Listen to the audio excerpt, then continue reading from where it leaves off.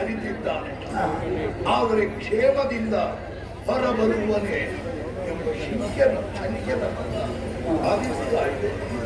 ಹಾಗಾದರೆ ಈ ವ್ಯೂಹವನ್ನು ಭೇದಿಸುವಂತ ಭಟರು ನಮ್ಮ ಪಂಗಡದಲ್ಲಿ ಯಾರಿದ್ದಾರೆ? ಕೈ ಬಿಟ್ಟೆಯ ದೇವ, ಮಹಾದೇವ.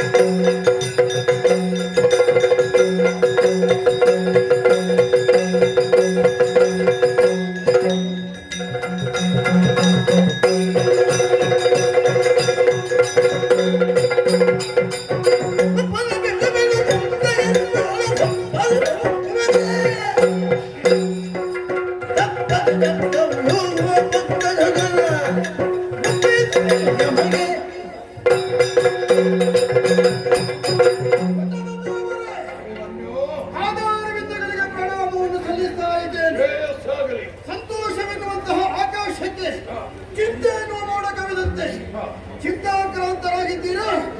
ಮನದ ಚಿಂತೆಯನ್ನೆಂದರೆ ಅರ್ಥ ಮಾಡಿಕೊಂಡೆ ತಮ್ಮ ಸಮ್ಮುಖಕ್ಕೆ ಬಂದಿದ್ದೇನೆ. ಉಳ್ಳರಾದಂತಹ ಕೌರವಾದಿಗಳನ್ನು ಕತ್ತಿಯಿಂದ ಸೊಪ್ಪನ್ನು ನಾನು ಸವರಿ ಬರ್ತೇನೆ. ಇದು ನಿಮ್ಮಿಂದ ಸಾಧ್ಯ ಆದೀತೆ ಮಗು.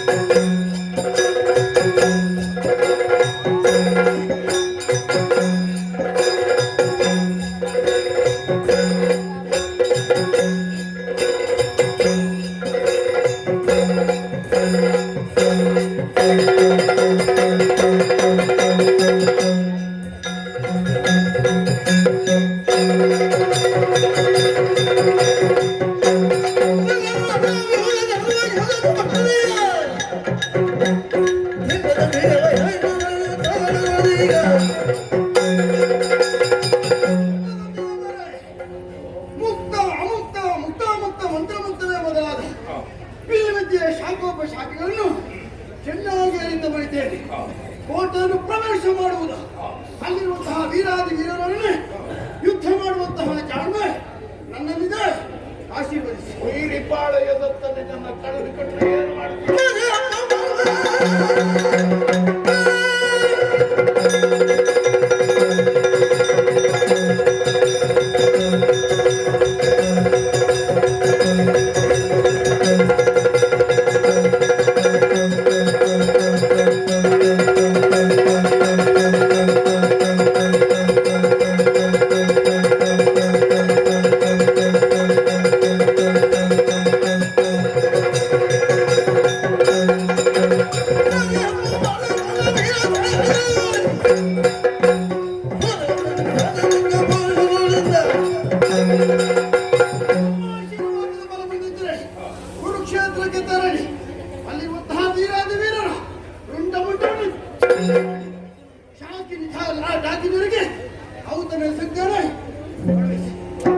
ಮಗನೇ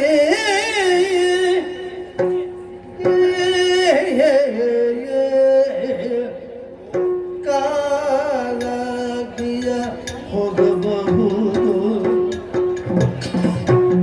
ಮಗನೇ ಕಾಲಕಿಯ ಹೋಗಬಹುದು ಅಹಿಮನ ಜಗ ಜಗಿಸುವ ಬೆಳೆಯು ನಲಿದಾಡಬಹುದು ಅಹಿಮನ ಜಗ ಜಗಿಸುವ ಬೆಳೆಯು ನಲಿದಾಡಬಹುದು ವಿಗದ ಮೃತ್ಯುವಿನ ಕಾಯೋಡು ಹೊತ್ತು ಬರಬಹುದು ಒಗ್ಗೂಟದ ಸಾಧ್ಯವು ಚಕ್ರವ್ಯೂಹವನ್ನು ಎಂತೂ ಕೋಟೆಯು ಮಗನೇ ಚಕ್ರವ್ಯೂಹಕ್ಕೆ ಇನ್ನೆಂತು ಕೋಟೆಯು ಮಗನೇ ಮಗನೇ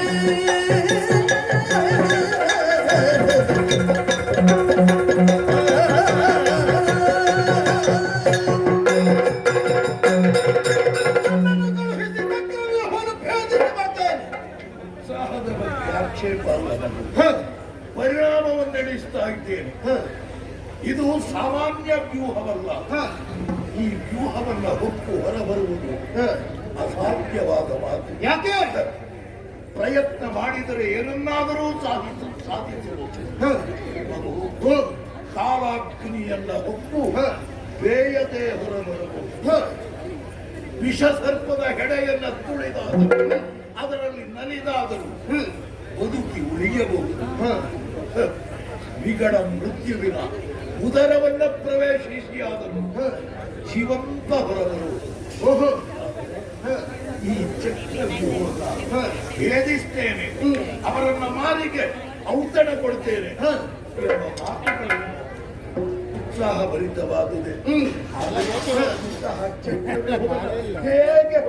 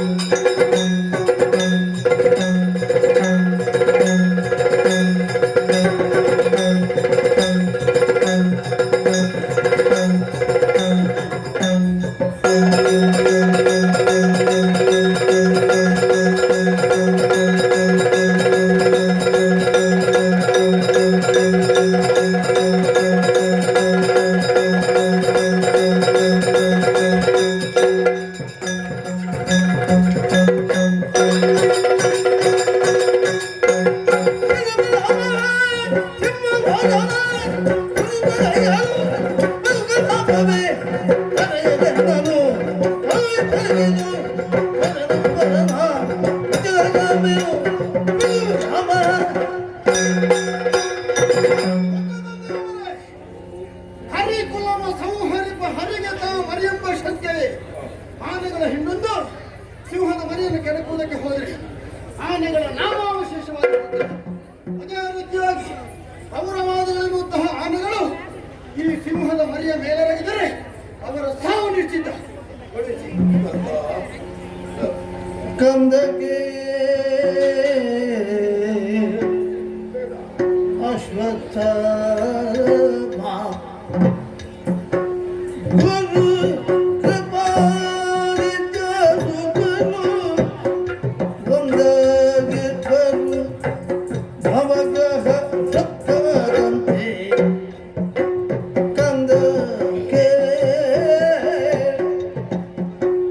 ಅಶ್ವತ್ಥಾಮ ಗುರು ಕೃಪಾಲಿತ ಸುತನೊಂದಾಗಿದ್ದರು ನವಗ್ರಹ ಭಕ್ತರಂತೆ ಎಂಬುದರನಿಗೆ ಒಳಪಕ್ಕು ದೀಪಿಸಲರಿದು ಎಂಬುದರನಿಗೆ ಒಳಪಕ್ಕು ಜೀವಿಸಲರಿದು ಸಂದೇಹವುಂಟೆ ರಣ ಸಾಮಾನ್ಯ ಬಲ ಎಂದು ಗೋಪೆಯೋ ಮಗನೇ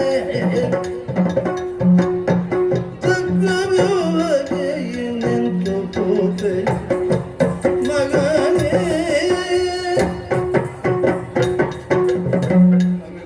ಹೊರಟಪ್ಪ. ಉತ್ಸಾಹದಿಂದ ಹೊರಟು ನೀನು ಹೇಳುತ್ತಿದ್ದಿ. ಆದರೆ ಕಳಿಸಬೇಕಾದ ಈ ಧರ್ಮರಾಯ ಯೋಚಿಸಬೇಡವೆ. ಯಾಕೆ ಕಳುಹಿಸುತ್ತಿರುವುದು ಎಲ್ಲಿಗೆ? ಚಕ್ರವ್ಯೂಹಕ್ಕೆ. ವೈರಿಗಳೇನೋ ಸರಿ, ಹ, ಆದರೆ ಅಲ್ಲಿ ಏನು ನಡೆಯುತ್ತದೆ, ಹ, ನಮ್ಮನ್ನು ನಾಶ ಮಾಡುವುದಕ್ಕೆ ಯಾವ ಸಂಚು ಹ, ಅಲ್ಲಿ ನಡೆಯುತ್ತಿದೆ ಇದು ಎನ್ನುವುದನ್ನು ಎಲ್ಲಿಯೇ ಅರ್ಥ ಮಾಡಿಕೊಳ್ಳಬಹುದು. ಅಲ್ಲಿರುವವರು ಹ, ಒಬ್ಬರಿಗಿಂತ ಒಬ್ಬರು ಸಂಚು ಕೈಯುವುದರಲ್ಲಿ ಹ. ಸಮರ್ಥರಿದ್ದಾರೆ. ಯಾರಿದ್ದಾರೆ? ಗುರುಗಳೆಂತೂ ಹ, ಈ ಚಕ್ರವ್ಯೂಹದ ನೇತೃತ್ವವನ್ನು ವಹಿಸಿದರು. ಗುರುಸುತ ಅಶ್ವತ್ಥಾಮಾಚಾರ್ಯರಿದ್ದಾರೆ, ಗುರು ಕೃಪಾಚಾರ್ಯರಿದ್ದಾರೆ. ಹ, ಅಷ್ಟೇ ಅಲ್ಲ, ಹೆಜ್ಜೆ ಹೆಜ್ಜೆಗೂ ಪಾಂಡವರ ಧರ್ಮರಾಜವಲ್ಲ ಬಯಸುತ್ತಿರುವಂತಹ ಕರ್ಣರಿದ್ದಾರೆ. ಇವರೆಲ್ಲ ಒಂದೆಡೆ ಸೇರಿದ್ರೆ ಪರಿಣಾಮ ಏನು? ಜಾತಕದಲ್ಲಿ ಯಾವುದೋ ಒಂದು ಗ್ರಹ ವೈರಿಸ್ಥಾನದಲ್ಲಿಯೋ ನಿಜಸ್ಥಾನದಲ್ಲಿಯೋ ಇದ್ದಾರೆ ಅಂತಾದ್ರೆ ಆ ಜಾತಕನಿಗೆ ಪರಿಣಾಮ ಒಳ್ಳೆಯದಿರುವುದಿಲ್ಲ, ದುಷ್ಫಲ ಬರ್ತದೆ. ಈ ಇವರೆಲ್ಲರೂ ಕೂಡಿ ನವಗ್ರಹರುಗಳಂತೆ ವೈರಿಸ್ಥಾನದಲ್ಲಿಯೇ ನಿಂತು ನಮ್ಮ ಸರ್ವನಾಶವನ್ನ ಬಗೆಯುವ ಸಂಚನ್ನು ಮಾಡ್ತಾ ಇದ್ದಾರೆ ಅಂತಾದ್ರೆ ಅಲ್ಲಿಗೆ ನಿನ್ನನ್ನು ಕಳುಹಿಕೊಂಡು ಹೇಗೆ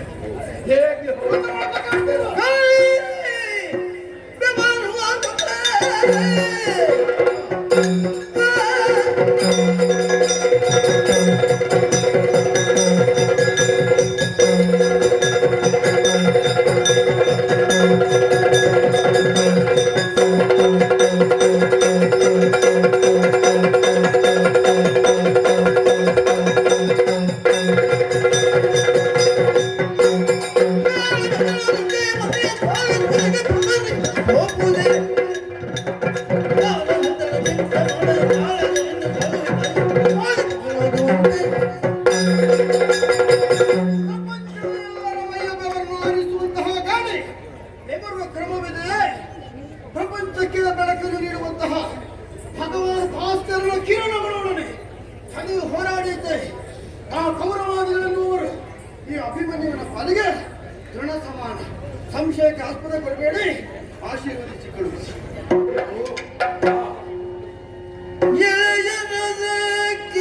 ಎಳೆಯಲಿಂದು ಕುವರನ ಛಲದ ನುಡಿಗುರೆ ಹಿಗ್ಗುದಲೇ ಇಳೆಯ ರಸ ಕೇಳಿಂತು ಕುವರನ ಛಲದ ನುಡಿಗುರೆ ಹಿಗ್ಗುದಲೇ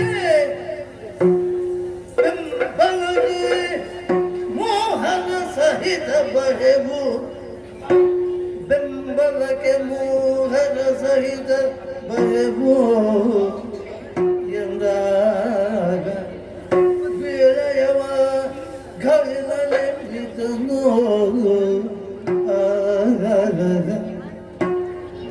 ಇಳೆಯ ರಸಗೆ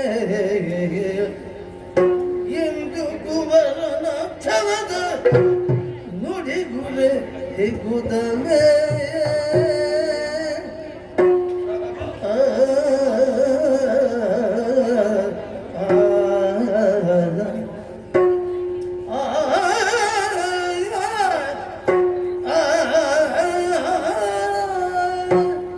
ಇಷ್ಟು ಹೇಳಿದ ಮೇಲೆ ಇದನ್ನು ಕೇಳಿದ ಮೇಲೆ ಉತ್ಸಾಹ ಹಿಗ್ಗು ಬಾರದೆ ಉಳಿದಿದ್ದೇನೆ. ಇಂಥದ್ದನ್ನು ಎಲ್ಲರಿಗೂ ಕೇಳುವಂತಹ ಒಂದು ಅವಕಾಶ ಸಿಗ್ತದೆ ಅಂತ ಆದ್ರೆ ಇದು ಭಾಗ್ಯವಲ್ವಾ? ಇವತ್ತು ಬಂದೊದಗಿದೆ ಅಂತಹ ಅವಕಾಶ. ಹ, ಓ, ನಿನ್ನ ಮಾತುಗಳನ್ನು ಕೇಳಿ ಹ, ನನ್ನ ಮನಸ್ಸು ಹಿರಿ ಹಿಕ್ಕಿತು. ಹ, ಇನ್ನೂ ಸಂದೇಹ ನನಗಿಲ್ಲ. ಈ ನಾಡಿದ್ದನ್ನು ಮಾಡಿ ತೋರಿಸ್ತಿ ಎಂಬ ಭರವಸೆ ನನಗಿದೆ. ಓಹೋ, ನೀನು ಯುದ್ಧ ಮಾಡುವಂತಹ ಆ ಚಂದವನ್ನು ನಾನು ಕಾಣಬೇಕು ಎಂಬ ಆಸೆ ನನಗಿದೆ. ನಿನ್ನ ಬೆಂಬಲಕ್ಕೆ ಸೇನಾ ಸಮೇತನಾಗಿ ನಾನು ಬರ್ತೇನೆ. ಅಭಿಮನ್ಯು ಕಾಳಗ ಸಾಗಲಿ, ಅದರ ಜೊತೆಯಲ್ಲಿ ನಿನ್ನ ಏಳಿಗೆಯಾಗಲಿ. ಒಪ್ಪಟ್ಟಲ್ಲಿ ರಣಮೇಳವನ್ನು ಕಟ್ಟಿದ್ದೇನೆ. ಹೋಗಿ ಬಾ. ಕೇಸರಿಯ ಮುಡಿಯನ್ನು ಹಿಡಿದು ದರದರನೆಯನ್ನು ತರ್ತೇನೆ. ಯಾರಿಗೂ ಬಿಟ್ಟಿಲ್ಲ. ಕೃಷ್ಣಾಗ್ರಹಗಳಂತಹ ದೊಡ್ಡ ತಂದೆಯವರಿಗೆ ಧೈರ್ಯೋಕ್ತಿಯನ್ನು ಹೇಳುತ್ತೇನೆ. ದೂರವಿಲ್ಲ ಪ್ರಾಪ್ತವಾಗಿದೆ. ಆದಷ್ಟು ಬೇಗನೆ ರಣಕ್ಷೇತ್ರವನ್ನು ಸೇರಿಕೊಳ್ಳೋಣವೇ. ಜನನಿಗೆ ಅರುಹದೆ ಓದಿನಾದಡೆ ಜನನಿಗೆ ಅರುಹದೆ ಓದಿನಾದಡೆ ನೆನೆ ನೆನೆದು ಮರುಗುಗಳು ಎನ್ನ ಜನನಿ ನೆನೆ ನೆನೆದು ಮರುಗುಗಳು ಎನ್ನ ಜನನೇ ಅದಕ್ಕಾಗಿ ಜನನಿಯ ಕೈ ಜನನಿಯ ಕೈ ವಿನಯದಿ ಅರುಹುತ ವಿನಯದಿ ಅರುಹುತ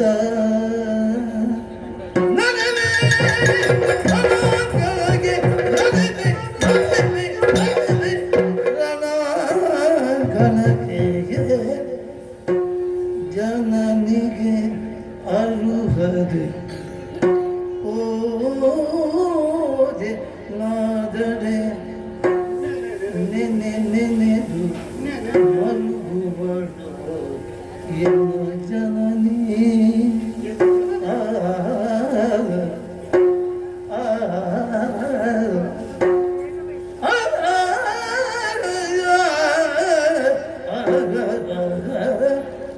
ಅದಕ್ಕಾಗಿ ಜನಪ್ರಿಯ ನೆಲೆಗೈದಿ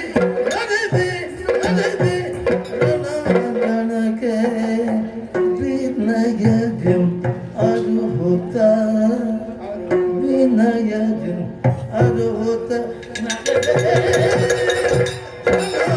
ಗಣಕ್ಕೆ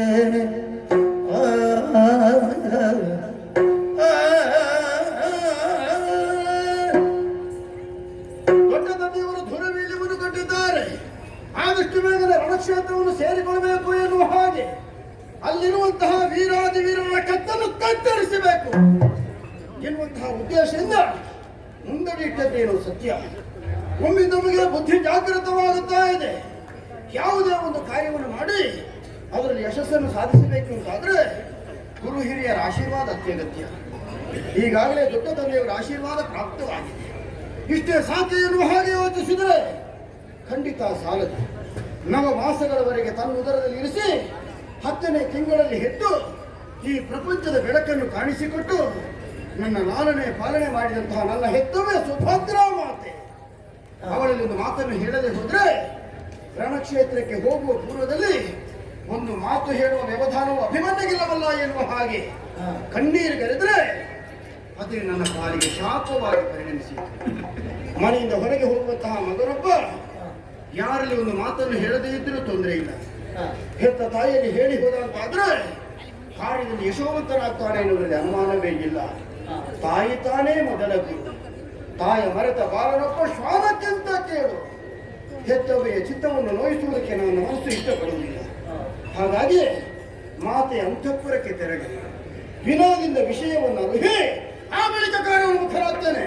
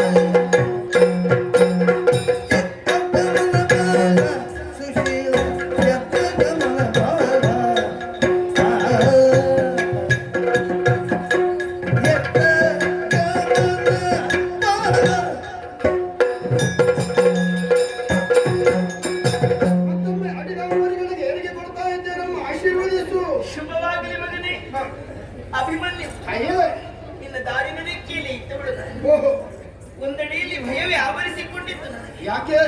ಗುರುಧಾರುಣಿಯಲ್ಲಿ ಯುದ್ಧ ನಡೆಯುವುದು ತಿಳಿದಂತಹ ವಿಷಯ ತಾನೆ. ಈ ಮಧ್ಯೆ ನನ್ನ ಮಗ ಅಭಿಮನ್ಯು ಎಲ್ಲಿದ್ದಾರೆ ಎನ್ನುವುದಾಗಿ ನನ್ನ ಕಣ್ಣುಗಳು ಹುಡುಕಾಡುತ್ತಾ ಇತ್ತು. ಮತ್ತೆ ನಿನ್ನಲ್ಲಿ ಮಾತಾಡಬೇಕಿರುವುದಾಗಿ ನಾಡಿ ತಡವರಿಸ್ತಾ ಇತ್ತು. ಕಂದ, ನೀನು ನನ್ನ ಬಳಿಗೆ ಓಡೋಡಿಕೊಂಡು ಬಂದು ಅಮ್ಮ ನಮ್ಮನ್ನು ಕರೆದಾಗ ಎದೆ ತುಂಬಿ ಬಂತು ಮಗನೇ. ಕಂದ, ಸಂತೋಷವಾಯಿತು. ಏನು ಮಗನೇ ಇದು?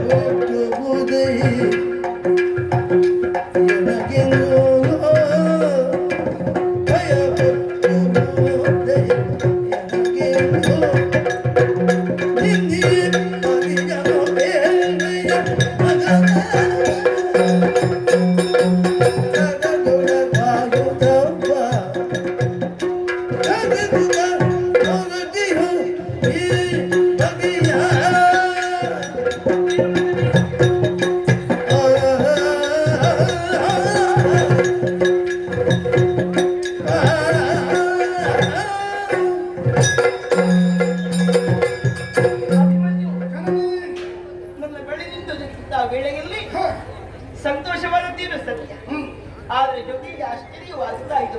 ಯಾಕಮ್ಮ? ತಪ್ಪಿರಿ ಅಮ್ಮನ ಬಳಿಗೆ ಬಂದದ್ದೇ ಅಲ್ಲ ಅಲ್ಲ ತಾನೆ. ಅಮ್ಮನ ಬಳಿಗೆ ಬರುವಂತಹ ಸಂದರ್ಭದಲ್ಲಿ ಮಗನ ಬಗ್ಗೆ ಇಷ್ಟೆಲ್ಲ ಸಿದ್ಧತೆ ಬೇಕೆ ಮಗನೇ? ಯಾವುದು ತಾಯಿ? ಏನು ಕಂದ? ಎದೆಯಲ್ಲಿ ಸೀಸದ ಕಮಟ, ಇದೇನು ಮಗನ ಬೆನ್ನಲ್ಲಿ ಬತ್ತಳಿದೆ, ಹೊರೆಯಲ್ಲಿ ಕಠಾರಿ, ಕೈಯಲ್ಲಿ ಧನುರ್ಬಾಣವನ್ನು ಹಿಡಿದುಕೊಂಡಿದ್ದೆ. ಹೊರಟು ನಿಂತಹ ರೀತಿ ನೀತಿಯನ್ನು ನೋಡುವಾಗ ಯುದ್ಧ ಕ್ಷೇತ್ರಕ್ಕೆ ಎನ್ನುವುದನ್ನು ಚೆನ್ನಾಗಿ ತಿಳಿದುಕೊಳ್ಳಲಿಕ್ಕೆ ಸಾಧ್ಯ ಉಂಟು ಮಗ. ಕಂದ, ಯಾವತ್ತೂ ನೀನು ಯಾವಲ್ಲಿಗೂ ಹೋಗುವುದಿದ್ರು ಕೂಡ ನಿನ್ನ ಅಮ್ಮನಲ್ಲಿ ಹೇಳದೆ ಹೋದವನಲ್ಲ. ಅಂತಹ ಕಟ್ಟು ಹೃದಯವು ನೀನಲ್ಲ ಎನ್ನುವುದು ಸತ್ಯವನ್ನು ತಿಳಿದುಕೊಂಡಿದ್ದೇನೆ ಮಗನೇ. ನೀನು ಹೊರಡಂತ ಬಗೆ ಏನಂತ ಹೇಳುವೆಯ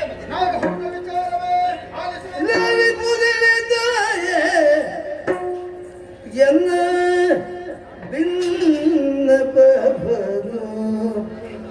ಅಮ್ಮ ಕೇಳೋ ರವಿ ಪುದಿಲಿ ತಾಯೇ ಎಲ್ಲ ಬಿನ್ನಪನು ಅಮ್ಮ ಕೇಳೋ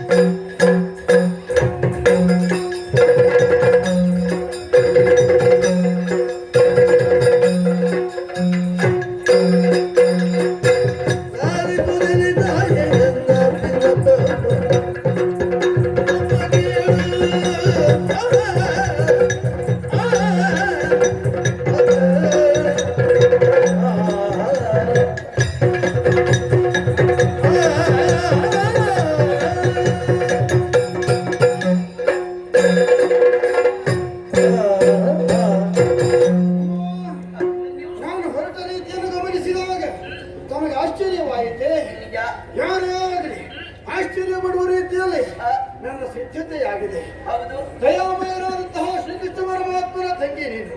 ನಿನ್ನಲ್ಲಿಯೂ ದಯಾಗುಣಕ್ಕೇನು ಕೊರತೆ ಇಲ್ಲ.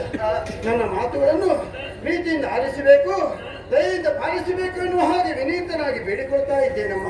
ಏನು ಮಗನೇ? ಸಿಂಧೂರ ನಗರದ ಸಿಂಹಾಸನಕ್ಕಾಗಿ ನಮಗೂ ಕೌರವರಿಗೂ ಯುದ್ಧಾರಂಭವಾಗಿ 10-12 ದಿವಸಗಳು ಕಳೆದು ಹೋಯಿತು. ಗುರುಕುಲ ಪಿತಾಮಹರಾದಂತಹ ಭೀಷ್ಮಾಚಾರ್ಯರು ಅವರ ಸೇನಾಧಿಪತ್ಯದಲ್ಲಿ 10 ದಿವಸಗಳ ಯುದ್ಧವು ನಡೆದು ಹೋಯಿತು. ಆದರೆ 10ನೇ ದಿವಸ ಶಿಖಂಡಿಯ ನೆಪದಲ್ಲಿ ಶರತಲ್ಪದಲ್ಲಿ ಪವಡಿಸಿದರು. ಮುಂದೇನು ಮಾಡಲಿ ಎನ್ನುವ ಹಾಗೆ ಯೋಚಿಸಿದಂತಹ ಕೌರವೇಶ್ವರ ಏನು ಮಾಡಿದ ಗೊತ್ತೇ? ತನ್ನ ಪಾಳ್ಯದ ಅಧಿಪತಿತ್ವ ಅಧಿಪತಿತ್ವ ಕುಂಭಜಗೆ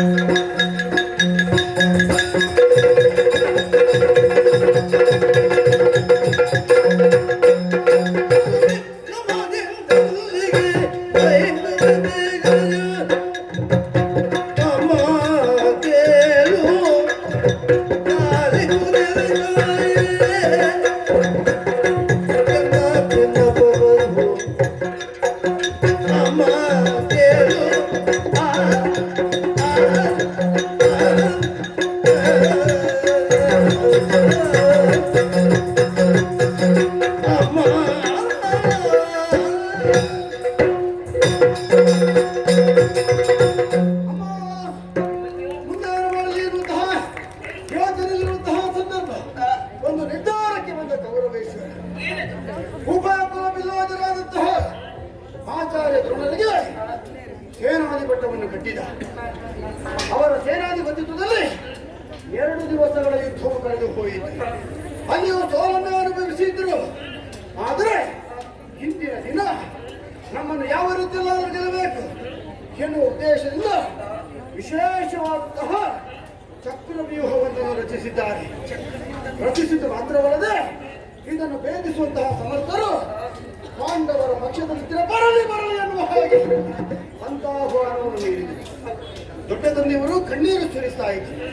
ಅವರ ಸಮ್ಮುಖಕ್ಕೆ ಹೋಗಿ ಧೈರ್ಯೋಕ್ತಿಯನ್ನು ಹೇಳಿದೆ. ನನ್ನ ಮಾತಿನಿಂದ ಭರವಸೆಗೊಂಡಂತಹ ಅವರು ನನ್ನ ಪಾಲಿಗೆ ದೂರ ವೀಳ್ಯವನ್ನು ದಯಪಾಲಿಸಿದರು. ಅಲ್ಲಿಂದಲೇ ನಾನು ಹೊರಟು ಹೋಗಬಹುದಿತ್ತು. ಆದರೆ ನಿನ್ನ ಬಳಿಗೆ ಓಡೋಡಿಕೊಂಡು ಬರುವುದಕ್ಕೆ ಕಾರಣವಿದೆ ತಾಯಿ.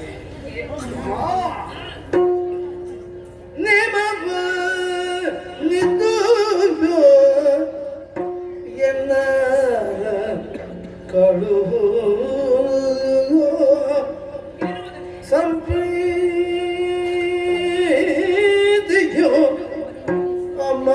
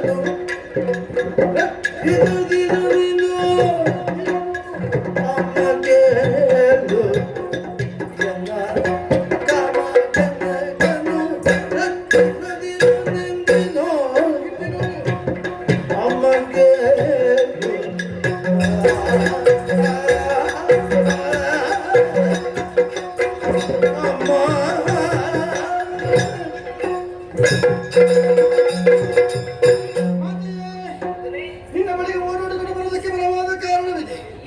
ನೀನು ಆವಾಗ ಅವಾಗ ಎಚ್ಚರಿಸ್ತಾ ಇದ್ದವು. ಈ ಪ್ರಪಂಚದಲ್ಲಿ ಒಂದು ಹುಲ್ಲು ಕಟ್ಟಿ ಅಲಗಾಡಬೇಕು ಅಂತಾದ್ರೂ ಭಗವತ್ ಸಂಕಲ್ಪ ಬೇಕು ಎನ್ನುವ ಹಾಗೆ ಲೋಕಕ್ಕೆ ದೇವನು ನಿನ್ನ ಅಣ್ಣನು ನನ್ನ ಮಾವನು ಆದಂತಹ ಜಗದ್ ರಕ್ಷಕ ಆ ಶ್ರೀಕೃಷ್ಣ ಪರಮಾತ್ಮ ಅವನ ಪೂರ್ಣಾನುಗ್ರಹ ನನಗೆ ಬೇಕೇ ಬೇಕು. ದೇವರ ಆಶೀರ್ವಾದವನ್ನು ಬೇಡಿ ಕೊಡುವ ಜೊತೆಯಲ್ಲಿ ಮಾತೆಯಾದಂತಹ ನೀನು ನನ್ನನ್ನು ಹರಸಿ ರಣಕ್ಷೇತ್ರಕ್ಕೆ ಕಳುಹಿಸಿಕೊಡಮ್ಮ, ಕಳುಹಿಸಿಕೊಡು. ಅಭಿಮನ್ಯು ಏದಕ್ಕಿಂತ ಬುದ್ಧಿ ಬಂತು ಕಂದ ಕಂದ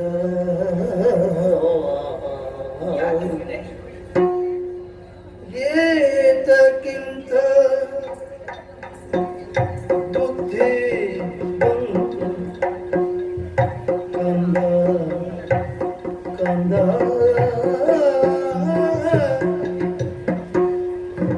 ನಿನಗೆ ಪ್ರೀತಿಯೇನೋ ಮರಣದುಸಗೆ ಕಂದ ಕಂದ ಪ್ರೀತಿಯೇನೋ ಮರಣದುಸಗೆ ಕಂದ ಕಂದ ಇದಕ್ಕಿಂತ ಬುದ್ಧಿ ಬಂತು ಕಂದ ಕಂದ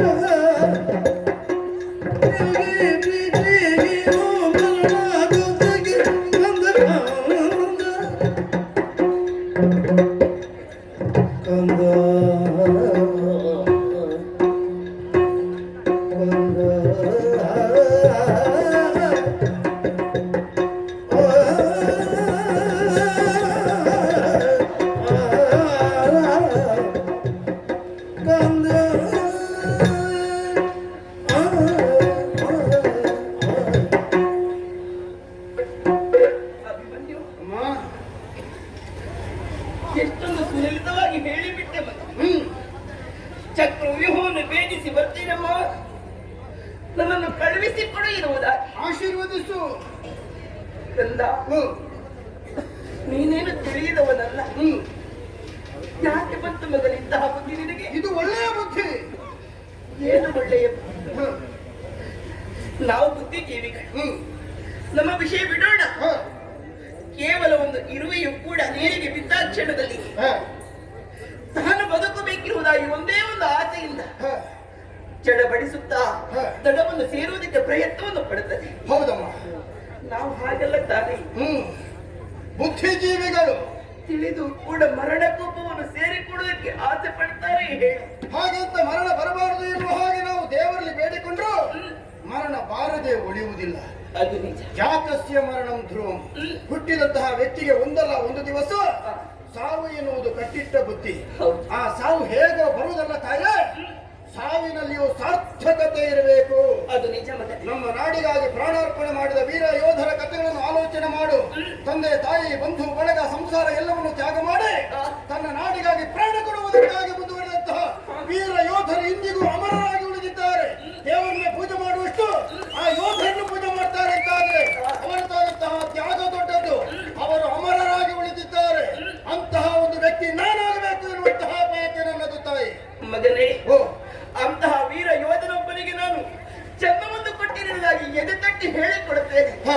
ಈ ರೀತಿಯಾಗಿ ಭಯದಿಂದ ನಿನ್ನನ್ನು ತಡೆಯುವುದಕ್ಕೆ ಕಾರಣ ಏನು ಬಲ್ಲಯ್ಯ? ಏನಮ್ಮ? ಗುರು ಧಾರಣೆಯಲ್ಲಿ ಇರುವವರು ಸಾಮಾನ್ಯರಾಗಿ ಭಾವಿಸಿ ಬಲ್ಲಯ್ಯ.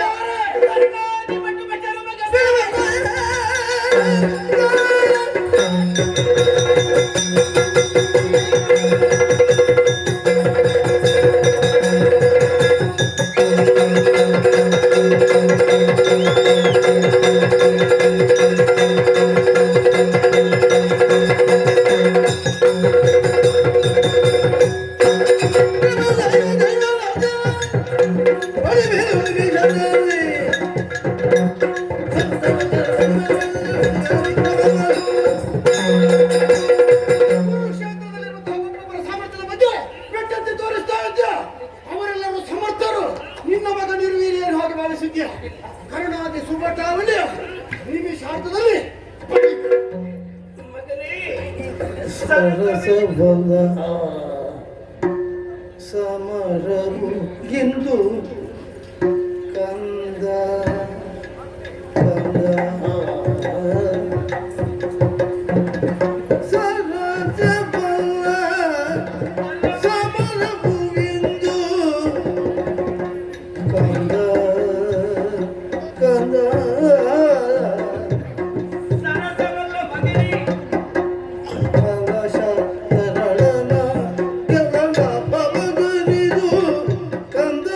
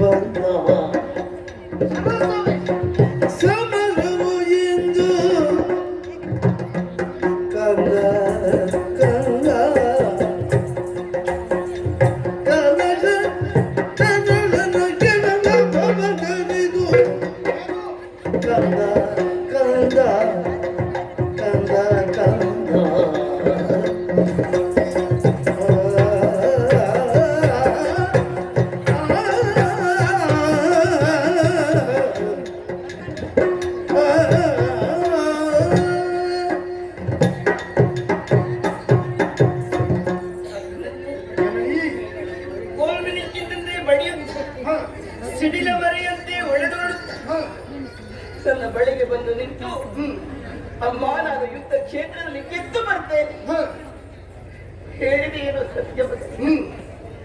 ನಿನಗಿದು ಸರಸವೇ ಕಂದ ಯುದ್ಧ ಸರಸವೇ ಅಲ್ಲ ಮಗನೇ. ಯಾಕೆ?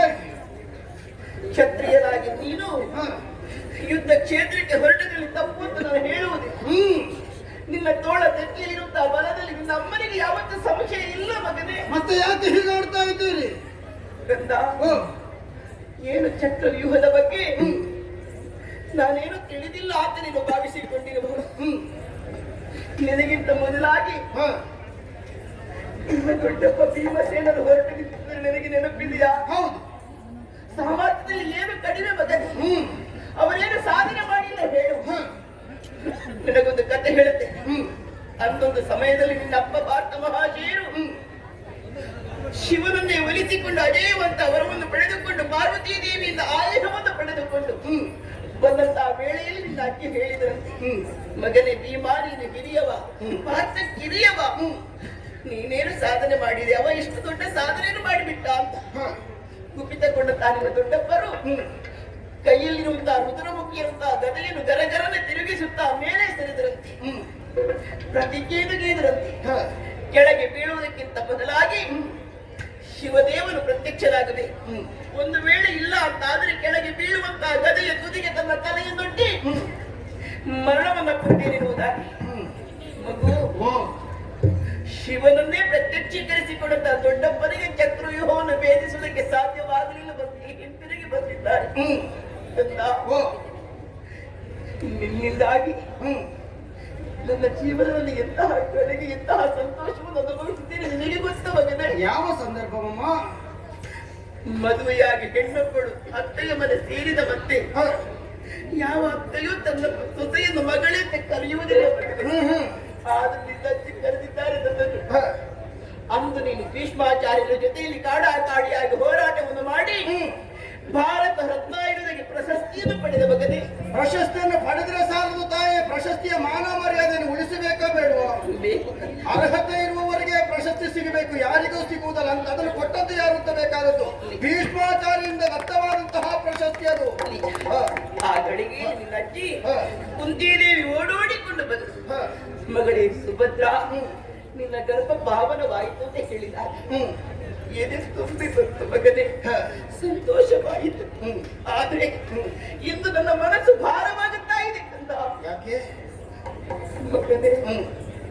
ಚಕ್ರವ್ಯೂಹದಲ್ಲಿ ಇವರ ವಿಷಯವನ್ನು ಯಾಕೆ ಹೇಳಬೇಕು? ರಚಿಸಿದವರು ಗುರುಗಳಾದ ದ್ರೋಣಾಚಾರ್ಯರು ತಾನೆ. ಹೌದು. ಅಂತಹ ದ್ರೋಣಾಚಾರ್ಯರನ್ನು ಗೆಲ್ಲುವುದಕ್ಕೆ ಶಿವರಿಂದಲೂ ಸಾಧ್ಯವೇ ಮಗನೇ.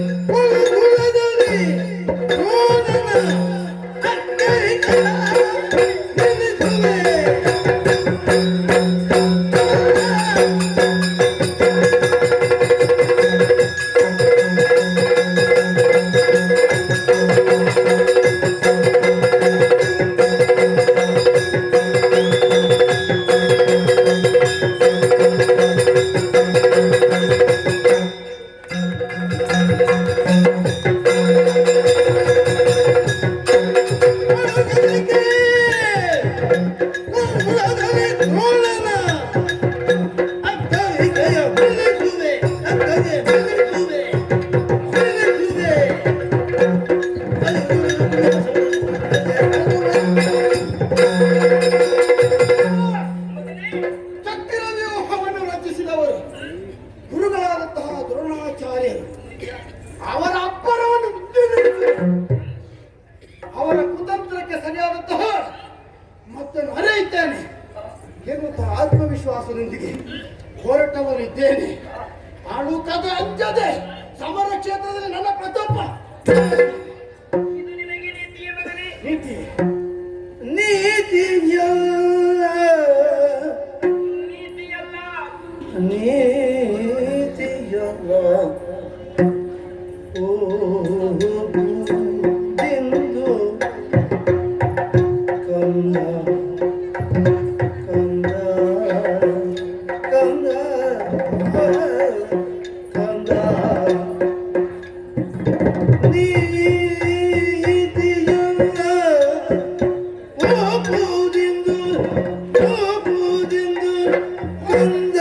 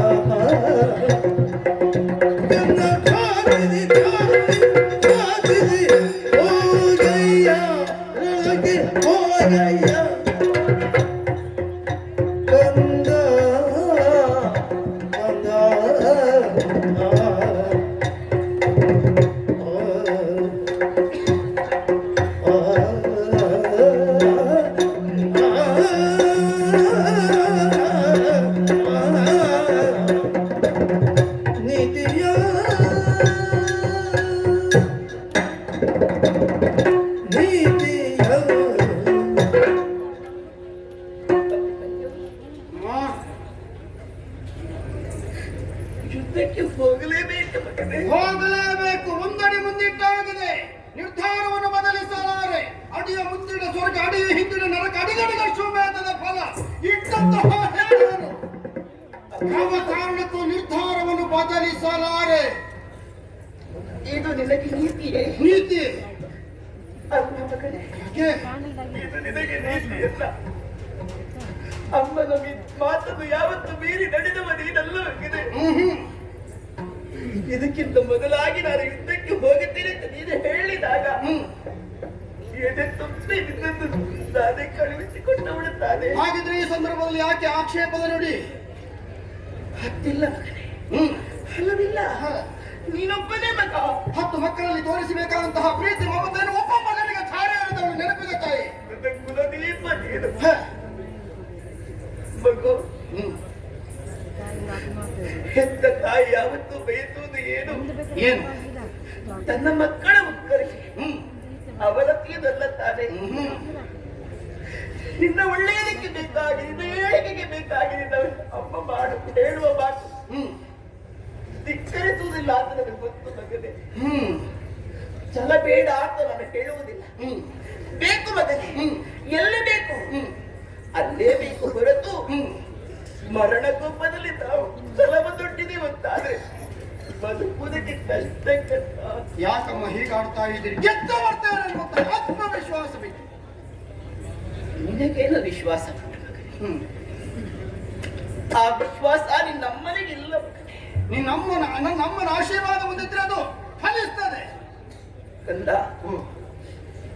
ಎಲ್ಲದಕ್ಕಿಂತಲೂ ಮೊದಲಾಗಿ ನಿನ್ನದೊಂದು ಕೆಲವು ಪ್ರಶ್ನೆ ಕೇಳುತ್ತೀನಿ. ಉತ್ತರವನ್ನು ಕೊಡುವೆಯ ಮಗನೇ. ಏನಮ್ಮ? ನಿನ್ನ ದೊಡ್ಡಪ್ಪ ಭೀಮಸೇನ ಒಂದು ಕೇಳುತ್ತಾರೆ, ಸುಭದ್ರ ಅಭಿಮನ್ಯು ಎಲ್ಲಿ ಅಂತ. ಹೇಗೆ ಉತ್ತರವನ್ನು ಕೊಡಬೇಕು ಕಂದ? ಅವರು ಕುರುಕ್ಷೇತ್ರದಿಂದ ಮರಳಿ ಬಂದಿದ್ದಾರೆ. ಇಂತಹ ಒಂದು ಕಾರ್ಯವನ್ನು ಮಾಡುವುದಕ್ಕಾಗಿ ಅಭಿಮನ್ಯು ಹೊರಟಿದ್ದಾನೆ ಎನ್ನುವ ಹಾಗೆ ಸಂತೋಷವಾದೀತು ಅವರಿಗೆ. ಈ ಸಂದರ್ಭದಲ್ಲಿ ಇಲ್ಲ ಅಪ್ಪ, ಇಲ್ಲಿಲ್ಲ ಮಗನಿ. ಯುದ್ಧಕ್ಕೆ ಹೋಗಿದ್ದಾರೆ. ಒಂದು ಮಗ ಎಲ್ಲಿ ಅಂತ ಕೇಳಿದ್ರೆ ಹೇಗೆ ಉತ್ತರವನ್ನು ಕೊಡಬೇಕು? ಅವಕಾಶಗಳನ್ನು ಹೇಳಿ ಬರುವಂತದ್ದಲ್ಲ, ತಾನಾಗಿ ಒದಗಿ ಬರುವಂತಹದ್ದು. ಅವರು ಈ ಸಂದರ್ಭದಲ್ಲಿ ಇಲ್ಲಿರುತ್ತಾ ಇದ್ರೆ ಇಂತಹ ಒಂದು ಸುವರ್ಣ ಅವಕಾಶ ನನ್ನ ಪಾಲಿಗೆ ಲಭ್ಯವಾಗುತ್ತಾ ಇರಲಿಲ್ಲ. ನಾನು ಇಲ್ಲದೇ ಇದ್ರು ನಾನು ಮಾಡಬೇಕಾದಂತಹ ಕರ್ತವ್ಯವನ್ನು ಮಗ ಮಾಡುವುದಕ್ಕಾಗಿ ಹೊರಟಿದ್ದಾನಲ್ಲ ಎನ್ನುವ ಹಾಗೆ ಅವರಿಗೂ ಸಂತೋಷವಾದೀತು. ಅಭಿಮನ್ಯು, ನಾನು ಹೆತ್ತವಳು. ಆದ್ರೆ ನನಗಿಂತ ಹೆಚ್ಚಿಗೆ ಪ್ರೀತಿಯನ್ನು ತೋರಿಸಿದವರು ನಿನ್ನ ದೊಡ್ಡಮ್ಮ ದ್ರೌಪದಿ. ಹೌದು, ನನ್ನ ಮಡಿದಲ್ಲಿ ಆಡಿ ಬೆಳೆಯುತ್ತಿರುವಂತಹ ಸಂದರ್ಭದಲ್ಲಿ ಓಡೋಡಿಕೊಂಡು ಬಂದು ನಿನ್ನನ್ನು ಎದುರುಗಾಡಿಸಿಕೊಂಡವರು ನಿನ್ನ ದೊಡ್ಡಪ್ಪ. ಸುಭದ್ರ, ನಮ್ಮ ಮಗನೆಲ್ಲಿ ಎಲ್ಲಿ ಅಂತ ಕೇಳಿದ್ರೆ ಹೇಗೆ ಹೇಳಬೇಕು? ತುಂಬಿದಂತಹ ಸಭೆಯಲ್ಲಿ ಮಾನೋಪಹಾರ ಆಗುವಂತಹ ಸಂದರ್ಭ. ನನ್ನ ಈ ಸ್ಥಿತಿಗೆ ಕಾರಣರಾದಂತಹ ನೀವು ತಗ್ಗುದಾದಂತಹ ಶಿಕ್ಷೆಯನ್ನು ಅನುಭವಿಸುವುದಕ್ಕಿದ್ದೀರಿ ಎನ್ನುವ ಹಾಗೆ ಶಪಥಬದ್ಧರಾದವರು. ನಾನು ಮಾಡಿದಂತಹ ಶಪಥ ಈಡೇರುವಂತಹ ಕಾಲ ಸನ್ನಿಹಿತವಾಯಿತಲ್ಲ ಎನ್ನುವ ಹಾಗೆ ದೊಡ್ಡಮ್ಮನಿಗೆ ನೆಮ್ಮದಿ ಆದೀತಮ್ಮ. ಮಗನೇ, ಎಲ್ಲರಿಗೂ ಉತ್ತರವನ್ನು ಕೊಟ್ಟೆ. ಮಾಡುವುದಕ್ಕೆ ನಿನ್ನ ಅಮ್ಮನಿಗೆ ಸಾಧ್ಯವಿಲ್ಲ ಮಗನೇ. ಯಾರಿಗೆ? ನಿನ್ನ ಕೈ ಹಿಡಿದಂತಹ ಉತ್ತರಿಗೆ ತುಂಬ ಗರ್ಭಿಣಿ. ಯಾವ ಹೆಣ್ಣು ಬಯಸುವುದು ಹೆರಿಗೆಯ ಸಂದರ್ಭದಲ್ಲಿ ತನ್ನ ಗಂಡ ಹತ್ತಿರವೇ ಬೇಕು. ಮಗು ನನ್ನಲ್ಲಿ ಬಂದು ಕೇಳುತ್ತಾಳೆ, ಅತ್ತೆ ಇದು ನಿಮಗೆ ಹಿತವಾಯಿತೆ? ನನ್ನ ರಮಣನನ್ನು ಮರಣಕೋಪಕ್ಕೆ ಯಾಕೆ ಕಳುಹಿಸಿದ ಹೇಳಿ ಉತ್ತರ ಕೊಡಬೇಕು. ಹೇಳು ಮಗನೇ, ಹೇಳು. ಏನು ಹಗ್ಗವಿಲ್ಲದೆ ಬಂಧಿಸುವುದಕ್ಕೆ ಪ್ರಯತ್ನ ಮಾಡ್ತಾ ಇದ್ದೀರಾ? ಉತ್ತರ ಅಂತರಂಗ ಏನೆನ್ನುವುದನ್ನು ಅರಿಯದೇ ಇದ್ದವನೇ ನಾನು ನಿಮ್ಮ ಬಳಿಗೆ ಬರುವ ಮೊದಲಾಗಿ ಅವಳ ಹತ್ತಿರಕ್ಕೆ ಹೋಗಿ ಸಮಸ್ತ ವಿಚಾರವನ್ನು ಹೇಳುವ ಮೂಲಕ ಅವಳಿಗೂ ಸಂತೋಷವನ್ನು ಉಣಿಸಿದವ ನಾನು. ಅವಳಾಡಿದಂತಹ ಮಾತೇನು? ನನ್ನ ಗಂಡ ನೀವು ಉತ್ತರ ಕೀರ್ತಿಶಾಲಿ ಆಗಬೇಕು ಎನ್ನುವಂತಹ ಬಯಕೆ ಎನ್ನುವ ಹಾಗೆ ಹೇಳಿದ್ದು ಮಾತ್ರವಲ್ಲದೆ ಮಂಗಳಾರತಿಯನ್ನು ಬೆಳಗಿ ನನ್ನನ್ನು ಇತ್ತ ಕಡೆ ಕಳುಹಿಸಿದವಳಿದ್ದಾಳೆ. ಹೌದು, ಎಲ್ಲ ಸಿದ್ಧತೆಯಿಂದ ಹೊರಟು ಬಂದವನಿಗೆ ಈ ಸಂದರ್ಭದಲ್ಲಿ ನಿನ್ನ ಅಮ್ಮ ಮಾತ್ರ ತಡೆಯುತ್ತಾ ಇದ್ದಾಳೆ. ಮಗು ಹೋಗಲೇಬೇಕು, ಹೋಗಲೇಬೇಕು, ಹೋಗಲೇಬೇಕು, ಹೋಗಲೇಬೇಕು. ಹೋಗು ಮಗನೇ. ಆಶೀರ್ವದಿಸಿ. ಮಗು ಹೋಗುವುದಕ್ಕಿಂತ ಮೊದಲಾಗಿ ನಿನ್ನ ಅಮ್ಮನ ಒಂದು ಆಸೆ ನಡೆಸಿಕೊಡುವ ಯಾಕಂತ. ಒಂದು ಆಶೆಗಳನ್ನು ಯಾಕೆ ತಾಯಿ? 10 ಹಲವು ಆಶೆಗಳನ್ನು ವ್ಯಕ್ತಪಡಿಸಿದ್ರು ಈಡೇರಿಸಿಕೊಡ್ಬೇಕಾದ ಪುತ್ರ ಧರ್ಮ. ನೀನು ಬಾಯಲ್ಲಿ ಹೇಳಬೇಕಾದಿಲ್ಲ, ಕಾಲಲ್ಲಿ ತೋರಿಸು, ತಲೆಯಲ್ಲಿ ಹೊತ್ತು ಮಾಡುವುದಕ್ಕೆ ಸಿದ್ಧರಿದ್ದೇನೆ. ಇದೇನು ಮಗನೇ? ಕಠಾರಿ. ಯಾಕೆ? ಶತ್ರುಗಳ ಕತ್ತನ್ನು ಕತ್ತರಿಸಿ ಅವರ ರುಂಡವನ್ನು ಅದೇ ಕತ್ತಿಯಲ್ಲಿ ನಿನ್ನ ಅಮ್ಮನ ಕತ್ತನ್ನು ಕತ್ತರಿಸಿ ಹೋಗು ಮಗನೇ. ಹೋಗು. ತಡೆ ಬರೆ ಎಲೆ ತಾಯೇ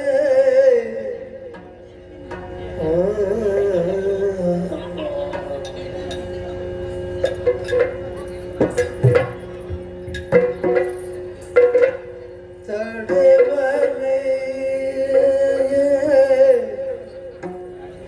ಎಲೆ ತಾಯೇ ತಡೆ ಬರೆ ಎಲೆ ತಾಯೇ ಅಮ್ಮ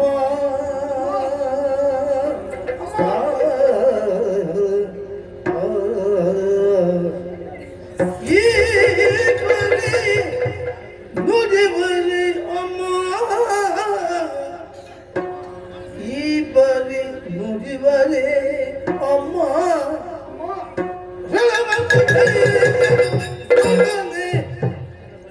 ಕಳುಹದೆ ಮರುಗು ಬರೆ ನೀನು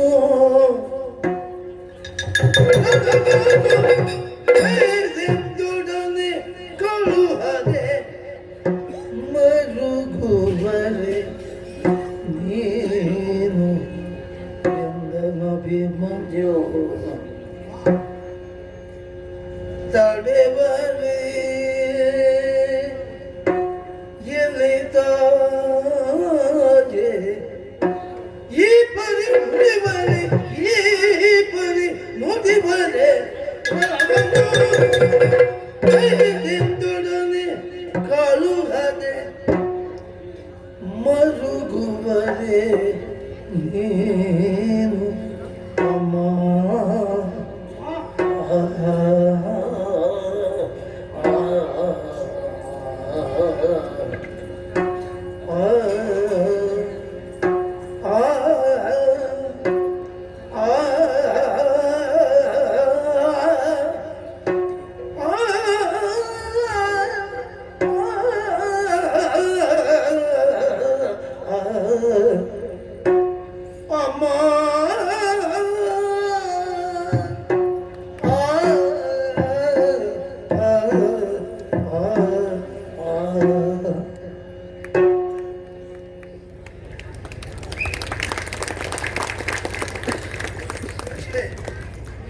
ಪಾಯಸವನ್ನು ತಿನ್ನುವುದಕ್ಕಾಗಿ ಮುಂದುವರೆದವನಿಗೆ ಕಾದ ಸಟ್ಟುಗವನ್ನು ಬಾಯಿಗೆ ತುರುಕಿಸಿದ ಅನುಭವವಾಗಿ ಹೋಯಿತು.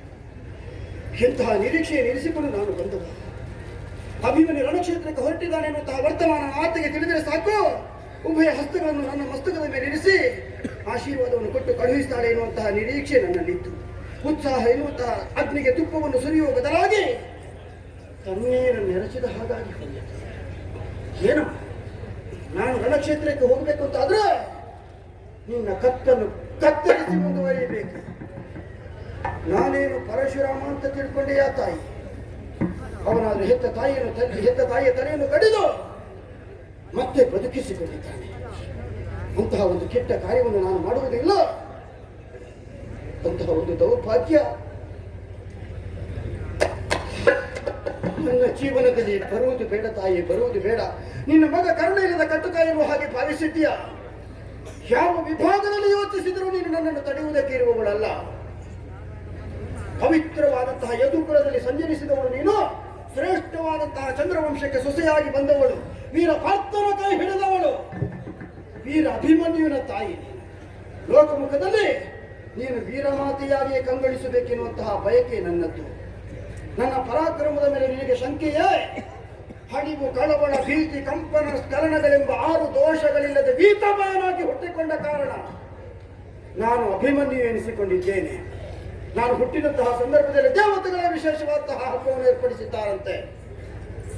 ಅವರಿಗೂ ಸಂತೋಷವಾಗಿದೆ ಅಂತಾದ್ರೆ ನನ್ನ ಪರಾಕ್ರಮ ಎಂಥದ್ದು ಎನ್ನುವುದನ್ನು ಆಲೋಚನೆ ಮಾಡಿ. ನಾನು ಎಲೆಯ ಕಂದನಾಗಿರುವಾಗ ನಾನು ನಿನ್ನ ತಂಗಿಯಲ್ಲಿ ಕುಳ್ಳಿರಿಸಿಕೊಂಡು ಹಾಲನ್ನು ಅನ್ನವನ್ನು ನೀಡುತ್ತಹ ಸಂದರ್ಭ, ಜೊತೆಗೆ ವೀರ ಪುರುಷರ ಕಥೆಗಳನ್ನು ಹೇಳುತ್ತಾ ಇದ್ದವಳು ನೀನು. ಗುರುಕುಲ ಪಿತಾಮಹರಾದಂತಹ ಭೀಷ್ಮಾಚಾರ್ಯರ ಕಥೆ ಒಂದು ದಿನ ಮಾತ್ರ ಸ್ವರ್ಗಲೋಕದಿಂದ ಐರಾವತವನ್ನೇ ಧರಿಗಿರಿಸಿದಂತಹ ನನ್ನಪ್ಪನ ಸಾಹಸದ ಗಾಥೆ. ಇದೆಲ್ಲ ಹೇಳುತ್ತಿದ್ದುದು ಯಾಕೆ? ನಿನ್ನ ಮಗನು ಒಬ್ಬ ವೀರನಾಗಬೇಕು, ಶೂರನಾಗಬೇಕು, ರಣಧೀರನಾಗಬೇಕು, ಕೀರ್ತಿಶಾಲಿಯಾಗಬೇಕು ಎನ್ನುವ ಹೆಬ್ಬಯಕೆ ನಿನಗಿರಲಿಲ್ವೇ? ಅದು ಇದ್ದದ್ದೇ ಹುಟ್ಟುಂಟಾದ್ರೆ ನೀನು ತಡೆಯಬಾರದು ತಾಯಿ. ನಿನ್ನ ಆಶೀರ್ವಾದಕ್ಕಾಗಿ ನಿನ್ನ ಬಳಿಗೆ ಓಡೋಡಿಕೊಂಡು ಬಂದಿದ್ದೇನೆ. ಆಶೀರ್ವದಿಸು. ಮಗನನ್ನು ಕಳುಹಿಸಿಕೊಡು.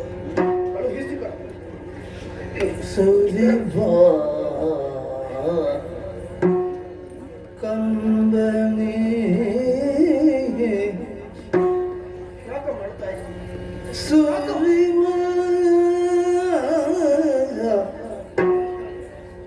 ಕಂಬನಿ ಯಮೋ ಸರಗಿಂದ ಬರಸಿ ಸರಗಿಂದ ಬರಸಿ ಜನನಿಯ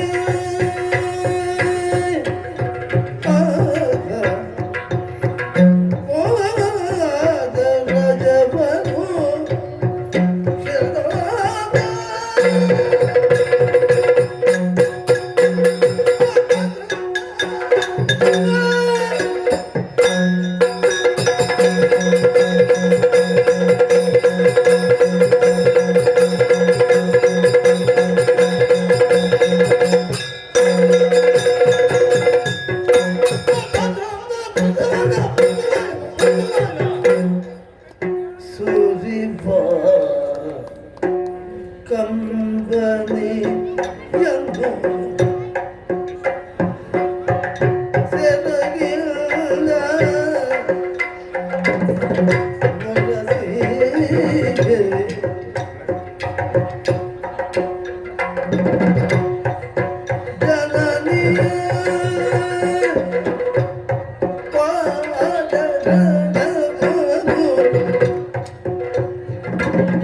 ಜನನಿಯ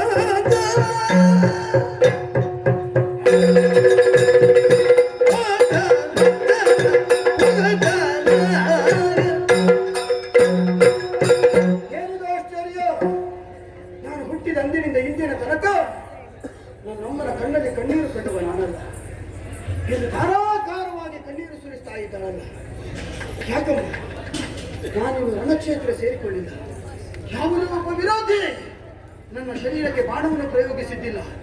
ನನ್ನ ಶರೀರದ ಒಂದು ಬಿಂದುವೆ ರಕ್ತ ಭೂಮಿಗೆ ಬಿದ್ದದ್ದಿಲ್ಲ. ಹಾಗಿದ್ರೂ ಕೂಡ ನೀನು ಯಾಕೆ ಕಣ್ಣೀರು ಸುರಿಸ್ತಾ ಇದ್ದಿ? ಅರ್ಥವಾಯಿತು ತಾಯಿ.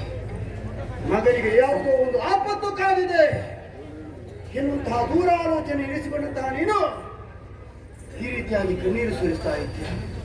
ಅದು ಅಲ್ಲ ಅಂತಾದ್ರೆ ಹತ್ತಿಲ್ಲ ಹಲವಿಲ್ಲ ಇರುವ ಒಬ್ಬನೇ ಒಬ್ಬ ಮಗ. ಗಂಡಿಗೆ ಗಂಡಾಗಿ ಹೆಣ್ಣಿಗೆ ಹೆಣ್ಣಾಗಿ ಇರುವ ಒಬ್ಬನೇ ಒಬ್ಬ ಮಗ. ಯಾವ ತಾಯಿಯಾಗಲಿ ಮಕ್ಕಳನ್ನು ಕಳೆದುಕೊಳ್ಳುವುದಕ್ಕೆ ಇಷ್ಟಪಡುವುದಿಲ್ಲ. ಒಂದು ವೇಳೆ ಮಗುವನ್ನು ಕಳೆದುಕೊಂಡಳು ಅಂತಾದರೆ ಪುತ್ರ ಶೋಕ ಎನ್ನುವುದು ಶಾಶ್ವತವಾಗಿರ್ತದೆ. ನನಗೆ ಅದು ಬರ್ತದೋ ಎನ್ನುವಂತಹ ನಿರೀಕ್ಷೆಯಲ್ಲೇ ನೀನು ಕಣ್ಣೀರು ಸುರಿಸ್ತಾ ಇದ್ದೀಯ. ಯಾಕಮ್ಮ ಸ್ವಾರ್ಥಿಯಾಗಿ ಆಲೋಚನೆ ಮಾಡ್ತಾ ಇದ್ದೀಯ? ಯಾವತ್ತು ಸ್ವಾರ್ಥ ಭಾವನೆ ಸಲ್ಲದು, ನಿಸ್ವಾರ್ಥ ಮನೋಭಾವನೆ ಬೇಕು. ಯಾಕೆ ಗೊತ್ತೇ? ನೀನು ಮಾತ್ರ ನನ್ನ ಮಗ ಉಳಿಬೇಕು, ನಾವು ಸುಖವಾಗಿರಬೇಕು ಎನ್ನುವಂತಹ ಭಾವನೆಯಿಂದ ಇದ್ದೆ. ನಮ್ಮ ಪಾಂಡವರ ಪಕ್ಷವನ್ನು ಸರಿಯಾಗಿ ನೋಡುತ್ತಾ ಇದ್ದೆ. ಗಂಡನನ್ನು ಕಳೆದುಕೊಂಡಂತಹ ಹೆಂಡತಿಯರೆಷ್ಟು, ಮಕ್ಕಳನ್ನು ಕಳೆದುಕೊಂಡಂತಹ ತಂದೆ ತಾಯಿಯರೆಷ್ಟು, ನನ್ನ ತಮ್ಮಂದಿರನ್ನು ಕಳೆದುಕೊಂಡಂತಹ ಅಕ್ಕ ತಂಗಿಯಂದಿರೆಷ್ಟು, ತಮ್ಮ ಬದುಕಿಗೆ ಆಧಾರವಾಗಿರುವಂತಹ ಪ್ರತಿಯೊಬ್ಬರನ್ನು ತಾವು ಕಳೆದುಕೊಂಡಿದ್ದೇವೆ ಎನ್ನುವಂತಹ ನೋವು ಅವರ ಮನಸ್ಸಿನಲ್ಲಿದೆ. ಅವರೆಲ್ಲ ಯಾಕೆ ಸತ್ತಿದ್ದಾರೆ ಗೊತ್ತಿಲ್ಲ. ಅವರ ಮನೆಯನ್ನು ಉಳಿಸುವುದಕ್ಕಾಗಿ ಅಲ್ಲ ತಾಯೇ, ಅವರ ಸಂಸಾರವನ್ನು ಉಳಿಸುವುದಕ್ಕಾಗಿ ಅಲ್ಲ, ಹಸ್ತಿನಾವತಿಯ ಸಿಂಹಾಸನವನ್ನು ಧರ್ಮಗಳಿಗೆ ದೊರಕಿಸಿಕೊಡಬೇಕು ಎನ್ನುವಂತಹ ಉದ್ದೇಶದಿಂದ ರಣಕ್ಷೇತ್ರದಲ್ಲಿ ವೀರಾವೇಶದಿಂದ ಹೋರಾಡುವ ಮೂಲಕ ಇಹಲೋಕದ ಯಾತ್ರೆಯನ್ನು ಮುಗಿಸಿದ್ದಾರೆ. ಅವರೆಲ್ಲ ನಮಗಾಗಿ ಸತ್ತುತ್ತಾರೆ. ಅದನ್ನು ನಾವು ಆಲೋಚನೆ ಮಾಡಬೇಕು. ಸತ್ತವರ ಪ್ರಾಣಕ್ಕೆ ಬೆಲೆ ಇಲ್ಲವೆ, ಉಳಿದವರ ಕಣ್ಣೀರಿಗೆ ಬೆಲೆ ಇಲ್ಲವೆ. ಹಾಗೆಂದರೆ ಅವರಿಗೆ ಸಾಂತ್ವನವನ್ನು ಹೇಳುವವರು ಯಾರು? ನಾನು ಹೊರಟಿದ್ದೇನೆ ಉಳಿದವರ ಕಣ್ಣೀರನ್ನು ಒರೆಸುವುದಕ್ಕಾಗಿ, ಸತ್ತವರ ಆತ್ಮಕ್ಕೆ ಶಾಂತಿ ಸಿಗುವುದಕ್ಕಾಗಿ. ಕೌರವಾದಿಗಳೇಬೇಕು, ಅದಕ್ಕಾಗಿ ಮುಂದೆ ಇಟ್ಟಿದ್ದೇನೆ. ಕಳುಹಿಸಿಕೊಳ್ಬೇಕು ತಾಯಿ, ಆಶೀರ್ವದಿಸಿ ಕಳುಹಿಸು. ನಾನೆಷ್ಟೇ ಬೇಡಿಕೊಂಡ್ರು ನನ್ನನ್ನು ಆಶೀರ್ವಾದ ಮಾಡುವುದಕ್ಕೆ ಮುಂದೆ ಹಾಗೆ ಅಂತ ಹೋಗದೆ ನಿರ್ವಾಹವಿಲ್ಲ. ಹೀಗಾಗಿ ಅಭಿಮನ್ಯು ಯುದ್ಧಕ್ಕೆ ಹೊರಟಿದ್ದಾನೆ ಎನ್ನುವಂತಹ ವರ್ತಮಾನ ನನ್ನಂತಹ ಹುಂಕಕಾರಿ ಯುವಕರಿಗೆ ತಿಳಿದಾಗಿದೆ. ಒಂದು ವೇಳೆ ಮಾತೆಯ ಕಣ್ಣೀರನ್ನು ಕಂಡು ನಾನು ಇಲ್ಲೇ ಉಳಿದನೆಂದಾದರೆ ನಾಳೆ ಕರತಟ್ಟೆಯ ನಿರಾವೇಶದಿಂದ ಅಭಿಮನ್ಯು ಯುದ್ಧಕ್ಕೆ ಹೊರಟ ಮಾತೆಯ ಕಣ್ಣೀರನ್ನು ಕಂಡು ಹೇಡಿಯಂತೆ ಮನೆ ಒಳಗುಳಿದ ಎನ್ನುವ ಹಾಗೆ ಅವರ ಮುಂದೆ ಅಪಹಾಸ್ಯಕ್ಕೆ ನಾನು ಒಳಗಾಗಬಾರದು. ಹಾಗಿದ್ರೆ ಹೋಗಬೇಕು. ಹೇಗೆ? ಮಾತೆ ಆಶೀರ್ವಾದ ಮಾಡದೇ ಇದ್ದರೆ ಏನಂತೆ? ಹೆತ್ತ ತಾಯಿಗೆ ನಿಂತಲ್ಲಿಂದಲೇ ಪ್ರದಕ್ಷಿಣೆ ಬಂದರೆ ಈ ಭೂಮಿಯನ್ನೇ ಸುತ್ತಿದ ಫಲ ಬರ್ತದಂತೆ. ಹಾಗೆಯೇ ಮಾಡುತ್ತೇವೆ. ಮಾತೃಭಕ್ತಿಗೆ ಕಲಶವನ್ನು ಇರ್ತೇವೆ. ಮಾತೆ ಆ ಪಾದದ ಅಡಿಯಲ್ಲಿರುವಂತಹ ಧೂಳನ್ನೇ ಮಹಾಪ್ರಸಾದ ಎನ್ನುವ ಹಾಗೆ ಸ್ವೀಕರಿಸ್ತೇನೆ. ಅದೇ ನನಗೆ ಶ್ರೀರಕ್ಷೆಯಾಗದು. ಅದೇ ನನಗೆ ಶ್ರೀರಕ್ಷೆಯಾಗದು. ಅದೇ ನನಗೆ ಶ್ರೀರಕ್ಷೆ.